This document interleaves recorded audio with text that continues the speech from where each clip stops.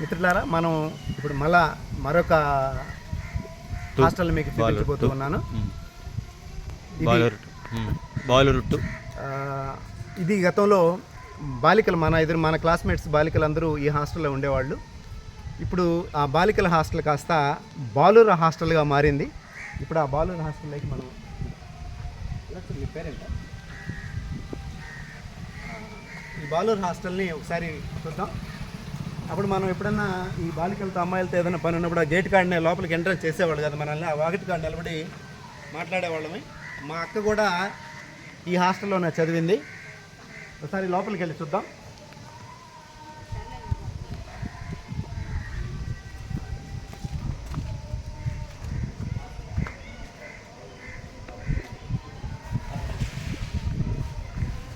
Friends, ఒకసారి ఇది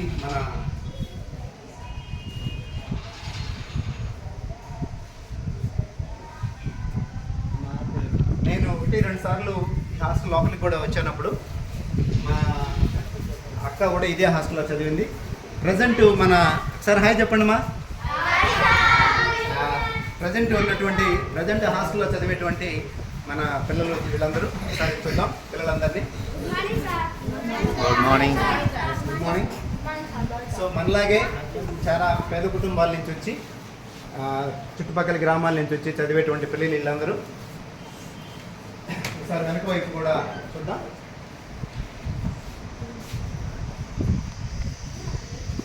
ఇది hostel kitchen, girls hostel kitchen. ఇది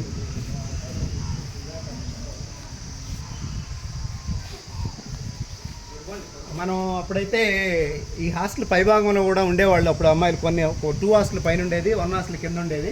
ఇప్పుడు ఏదో పైన అంతా రిపేర్ జరగడం వల్ల హాస్టల్ మెట్లు క్లోజ్ చేస్తున్నారు. పైన ఏదో డ్యామేజ్ జరిగినట్టుంది. సో హాస్టల్ పైభాగాన్ని ఇప్పుడు దేనికి ఉపయోగించడం లేదు. ఇక్కడ 1 హాస్టల్లో మాత్రమే ఉన్నారు. ఎంతమంది ఉన్నారు సార్ మొత్తం ఇక్కడ పిల్లలు? 17 మంది, 70 మంది. సో 70 మంది పిల్లలు ఈ హాస్టల్లో, బాలురు హాస్టల్లో ఉంటూ మన స్కూల్లో చదువుకుంటూ ఉన్నారు. అది మిత్రమా ఈరోజు మన హాస్టల్ పరిస్థితి. తర్వాత మన హాస్టల్ వెనుకున్నటువంటి అప్పుడు ఇదంతా ఖాళీ వరి పొలాలు ఉండేవి.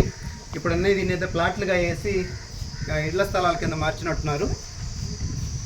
సో ఇలా బాలికల హాస్టల్ మాత్రం ఇప్పటికీ ఉపయోగంలో ఉంది. బాలుర హాస్టల్ మాత్రం పూర్తి స్థాయిలో అది మూతపడి క్లోజ్ అయ్యి ఉంది.